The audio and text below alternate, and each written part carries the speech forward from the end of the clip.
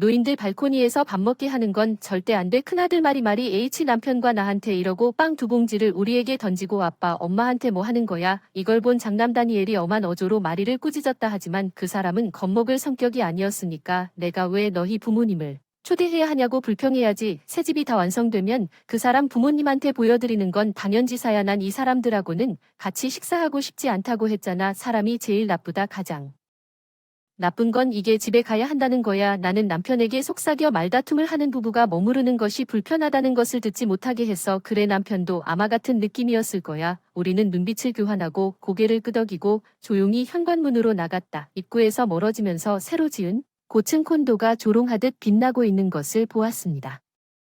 마리는 외부인일지도 모르지만 우리의 큰아들은 우리의 소중한 외동아들입니다. 그가 방금 새 25층 콘도로 이사를 마쳤기 때문에 오늘 밤 우리를 초대했습니다. 내 남편 마리는 이제 그만 우리 아들이 결혼했을 때 그녀를 진짜 딸처럼 대한다고 한때 말했던 바로 그 남편이 분개하게 행동했습니다. 이번에도 용서할 수 없다는 점에 동의합니다. 결혼 후 그녀의 태도 변화는 충격적입니다. 아마도 그 뒤에 뭔가가 있을 것 같습니다. 그러고 보니 내가 레베카다. 60세 주부존 남편과 나는 32년 동안 결혼 생활을 해왔다. 그는 작년에 현역에서 퇴직하고 회사 경영을 부하들에게 물려주고 봉사를 하고 있다. 컨설턴트로서 사업의 성격상 약간의 위험이 따르기 때문에 그가 더 이상 최전선에 있지 않아서 은근히 기뻤습니다. 비슷한 시기에 결혼한 큰 아들은 콘도를 구입하기로 결정한 중견 로펌에서 변호사로 일하고 있습니다. 다니엘이 그랬다는 게 무슨 말이에요? 항상 이렇게 상냥하게 웃는 소녀였어. 엄마도 그렇게 느꼈지만 다 마리의 행동이었어. 결혼식이 끝나자마자 바뀌었어. 결혼식이 끝난 다음 날 마리가 깨지 않고 쉬는 날 다니엘이 깨어나지 않아서 시작됐어. 하지만 나가야 해서 아무 생각 없이 깨우려고 했더니 평소대로 깨웠다고 나한테 막 소리 지르고. 그래, 난 그냥 슬쩍 어깨를 만지고 아침이라고 했더니 레베카가 다니엘에게 맡긴 베개로 날 때렸어. 나 알았어. 문득 마리가 왜 아침이라고 일어나야 하느냐며 상냥하게 웃는 얼굴이 생각났어. 그녀는 나에게 소리를 질렀어. 뭐야, 아침에 일어나는 게 정상이지. 내 잘못이라고 들었지? 결혼 전 마리의 본 모습을 보지 못한 큰아들 마리의 태도가 그날 아침부터 확 바뀌어야 한다. 미소도 제대로 짓지 못하고 말도 제대로 하지 못하고 자주 늦게 집에 들어와 외박을 하고 아들의 수입으로 살아가기 때문에 자기 몫이라며 집안일을 하는 듯했다. 그녀는 기본적으로 집안일만 하면 마음대로 할 수 있다고 말합니다. 빨래 요리는 모든 것이 정돈되어 있습니다. 아들의 피곤한 표정과 밝고 솔직한 마리의 이미지를 조화시킬 수 없었습니다. 약혼 기간 동안 그녀는 정말 좋은 여자였습니다. 믿을 수 없을 정도로 다음에 마리를 직접 만났을 때 이 모든 것이 지워졌다는 것을 믿을 수 없었습니다. 결혼식이 끝난 후에도 예고 없이 임시 아파트를 방문했을 때 마리는 제가 출입구에서 노골적인 경멸을 보이는 것을 허용하지 않았습니다.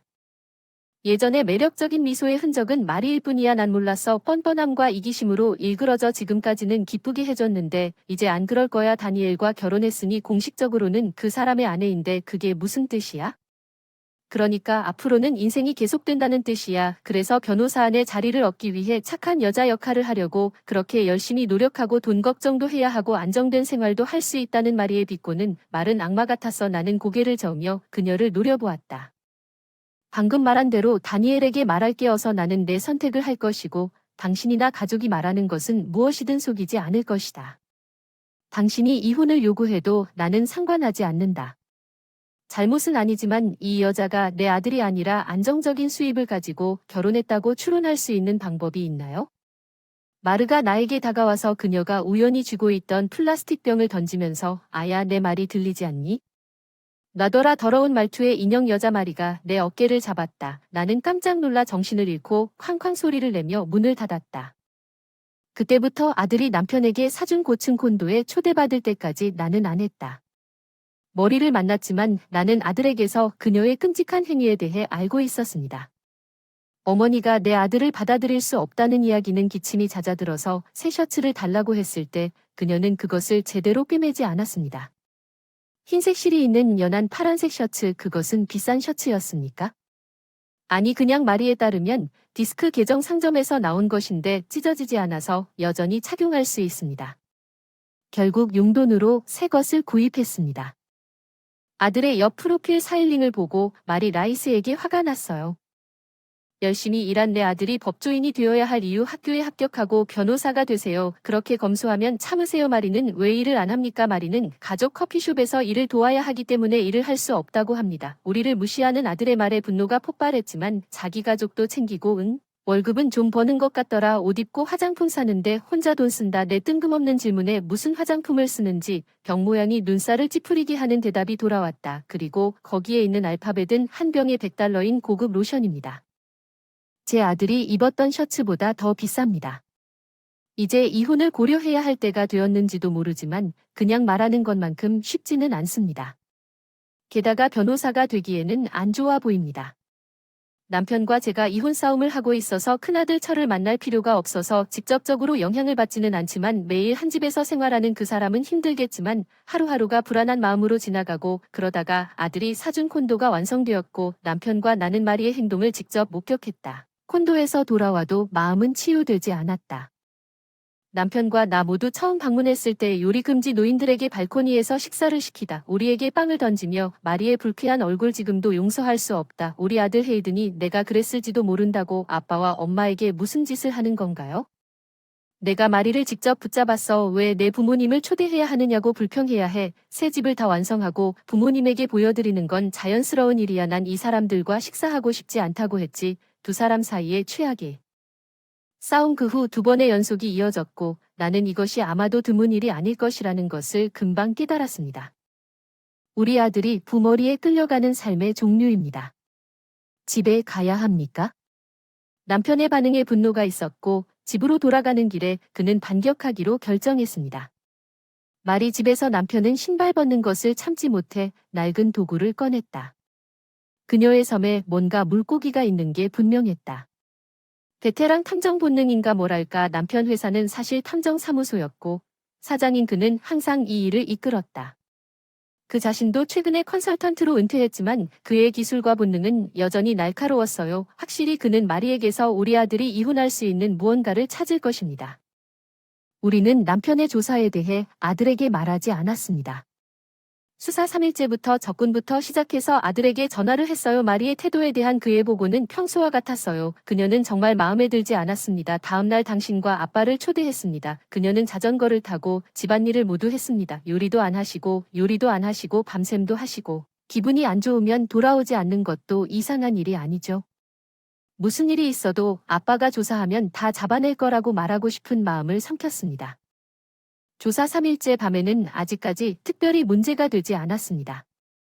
남편은 늦게 돌아와 마리가 콘도를 떠날 때 매일 따라다니며 자신의 활동을 모니터링하던 홍보 진행 상황을 공유했습니다. 다니엘이 말한 것처럼 마리가 가족이 커피숍에서 도움을 준다고 말한 것처럼요. 단골 손님은 일주일에 3일 정도라고 하더군요. 그녀는 우리에게 너무 비협조적이지만 자신의 가족을 돕습니다. 오전 10시부터 오후 3시까지만요. 그런데 월급을 잘 받고 있어서 효도만 한 게 아니다. 마리의 시급한 분노를 알아차려도 남편의 수사 능력은 그대로였지만 남편이 커피숍에서 일을 도운 뒤 얼굴을 찌푸리고 있는 것으로 보아 딱히 문제가 되지는 않지만 조금 불안한 점을 발견했다. 집에 가는 길에 쇼핑몰에 자신있게 들어간 그녀는 패션에 무지한 남편도 알아본 고급 브랜드 매장에 나왔을 때 그녀는 나중에 확인한 가방인 듯 큰 종이봉투를 들고 있었고 그중 가장 싼 가방도 들고 있었다. 브랜드 가격은 $3,000, $33,000 맞습니다. 그건 부자연스럽습니다. 머리가 가족이 커피숍에서 받는 월급으로는 데니얼이 아직 젊은 동료 변호사이고 콘도 대출로 가처분 소득이 많지 않다는 사실을 감당할 수 없었을 것입니다. 그래서 머리는 어디서 얻었습니까? 그 가방 살 돈이 커피숍 외에 다른 수입원이 있나요? 조금 더 버틸게요. 확실히 거기에 뭔가가 있어요. 남편이 조사해서 돌파구를 찾을 것 같았어요. 곧 뭔가를 밝혀낼 것 같고 그러던 중 머리를 조사하기 시작한 지 정확히 일주일 후의 순간이 왔습니다. 아침에 남편이 집으로 돌아왔을 때 그의 얼굴에는 피로와 깊은 만족감이 뒤섞여 있었습니다. 나는 그것이 나의 수입원이라는 것을 알았고 자랑스럽게 그곳에서 전형적인 체인 카페를 찍은 비디오를 보여주었습니다. 마리가 멀리 떨어진 테이블에 앉아 휴대전화를 조작하고 있던 중이었고 그때 우리와 같은 60대처럼 보이는 남자가 나타났다. 30세 친구도 아닌 마리가 어색한 공기를 맴돌며 마주 앉은 두 사람은 분명 그들이었다. 처음 만남 카페에 다른 빈자리가 있는데 왜 낯선 두 사람이 함께 앉았는지 집중하는 마리의 손을 보세요. 남자가 그녀에게 봉투를 건네주는 것을 보았습니다. 마리는 재빨리 내용을 확인했습니다. 그것은 의심할 여지 없이 현금이었습니다. 그래서 마리는 남자에게서 돈을 가져갔습니다. 맞는지는 모르겠지만 직접 찍었음에도 불구하고 남편은 쓴 껍질을 삼킨 듯한 모습이었습니다. 마리가 그 남자와 함께 일어난 돈을 확인하고 생각하니 다음은 짐작하기 쉬웠습니다. 남편의 카메라가 조금 따라갔습니다. 나중에 나머지는 상상했던 대로 펼쳐졌다. 그들은 몇 분 동안 밤거리를 걸어갔다가 사라졌다. 호텔로 나타났다. 나는 아침까지 호텔 입구를 지켜봤다. 새벽에 나왔다. 그들은 입구에서 헤어지고 서로 연락을 하지 않았다. 또 다른 말은 마리가 돈을 위해 낯선 사람과 밤을 보냈다는 것입니다. 더 많은 증거를 수집해야 하지만 거의 확실합니다. 그래서 마리가 돈을 벌고 있는 방법이 럭셔리 가방과 화장품에 대해 설명합니다. 아들 뒤에서 이런 일을 해왔다고 생각합니다. 엄마로서 여자로서 도저히 용서할 수 없는 분노에 주먹을 불끈 쥐었다. 예심이 끝난 뒤 남편이 먼저 아들을 집으로 불러 상황을 설명했다. 남편이 작성한 수사보고서를 보며 봤다. 우리 아들 측은 좌절하고 있습니다. 아빠가 이 정보로 이 문제를 조사해 주셔서 감사합니다. 이혼을 시작할 수 있습니다. 당신을 위해서라면 아무것도 아닙니다. 집에 가면 마리에게 이 문제를 제기할 예정입니다. 당신과 함께 갈 것입니다. 조사를 했으니 저는 남편이 아들과 함께 일어섰다고 무슨 말을 해도 반박할 테니 나는 서둘러 따라갔다. 화난 남편과 아들이 마리에게 어떤 신의 벌을 내릴지 보고 싶었다. 장남콘도 모리스의 얼굴에 닿았을 때 이 사람들을 다시 데려왔느냐? 노골적으로 싫은 표정을 지었다. 중요한 얘기가 있어서 오라고 했어요. 마리 거실로 오세요. 이 늙은이는 데려오지 말라고 했어요. 내가 오라고 하면 마리가 놀라서 말을 삼켰는데 우리 아들이 목소리를 높였습니다. 아마도 그녀는 마리가 소파에 앉아 있을 때 드물게 화를 내는 것에 겁을 먹었을 것입니다. 남편은 즉시 그녀에게 보고서를 제시했습니다. 미안하지만 귀하의 배경 조사를 받았습니다. 마리가 보고서를 읽기 시작하자 얼굴이 창백해졌습니다. 물론 내 남편은 정말 화가 나서 끊임없이 폭로했습니다. 머리의 거래와 보고서 작성이 너무 망할 그녀는 변명할 수 없었지만 머리의 방어적인 태도는 잠시만 지속되었으므로 마리는 반항적으로 우리를 쳐다보며 양쪽 당사자가 18세 이상이라면 이런 일에는 쉴 틈이 없다는 것을 데니얼은 알고 있습니다.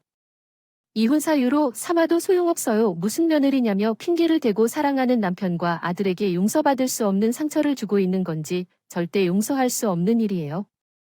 만약 그녀가 체포되지 않을 것이기 때문에 그녀가 안전하다고 생각하고 이혼을 거부한다면 아내로서의 그녀의 지위 특히 그가 이길 수 있다는 것을 알 때 변호사는 법정에 갈 것입니다. 나는 체포되지 않을 것입니다. 나는 다니엘에게 어떤 문제도 일으키지 않았고 그렇습니다. 집안일은 다 그렇죠. 이혼에 대한 5가지 법적 근거가 있어요. 제 아들의 목소리가 커졌습니다. 머리는 자신이 부르퉁해졌고 침묵에 빠졌다는 것을 이해했습니다. 당신 같은 아내와의 결혼관계는 탈출구가 없다는 걸 깨닫거나 변명을 찾고 있어요. 마리가 보고서를 다시 읽고 울기 시작했어요. 마지막 절박한 시도에서 돈을 충분히 벌지 못한 다니엘의 잘못이에요. 나는 그녀의 평균을 들었기 때문에 결혼을 위해 변호사를 표적으로 삼았습니다. 월급이 10만 달러가 넘는데 다니엘 월급이 전혀 부족해요. 새 가방도 살 엄두가 나지 않는 순간 열심히 일하는 아들을 생각하면 불같은 분노가 치밀어 올랐어요.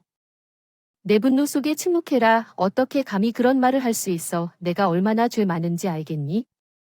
괜찮아 엄마 그 사람 같은 사람이랑 얘기하는 건 시간 낭비야. 내 아들이 나를 말리고 마리를 맹렬히 노려보았다. 고소해서 돈을 벌게 할 거야. 마음에 들지 않으면 상당한 보상을 받을 수 있습니다. 짐을 꾸리고 지금 당장 이 집을 떠나세요. 마리는 자신이 이길 가능성이 전혀 없다는 것을 분명히 깨닫고 눈물을 흘렸습니다. 알겠습니다. 떠날 테니 고소하지 마세요. 보상금도 못 갚고 빨리 짐 싸서 이해해 물 한 모금 마시고 시작할게. 아 바로 물 마시고 싶구나. 다시 입을 열어 그녀에게 바로 되돌려주려. 경찰 없음. 너 같은 얕은 딸이 마리가 콘도에서 나간 직후에 발코니에서 빗물을 마실 수 있도록 허락한 아들이 엄마에게 전화를 걸어 상황을 설명하고 보고서를 보내려고 이메일 주소를 달라고 요청했다. 처음에 엄마는 믿지 않았지만 어쩔 수 없었다. 남편의 상세한 보고서를 보고 확신을 갖게 된 것은 마리가 신발을 벗는 것조차 거부한 후 소지품을 가지고 그녀를 돌려보내고 갈 곳을 잃은 것 같습니다. 마리는 당시 살 수 있었던 야간 서비스업에 일을 시작했지만 근무 조건은 열악했습니다. 좋을 리가 없지 뼛속까지 힘들게 일하고 큰 고통을 겪고 있다고 들었는데 그런 여자는 이제 집을 떠나기 직전에 우리에게 영원히 낯선 사람이 되었습니다. 제 아들이 이혼 서류를 제출했고 그 사람이 그들의 관계를 완전히 확인하도록 서명했습니다.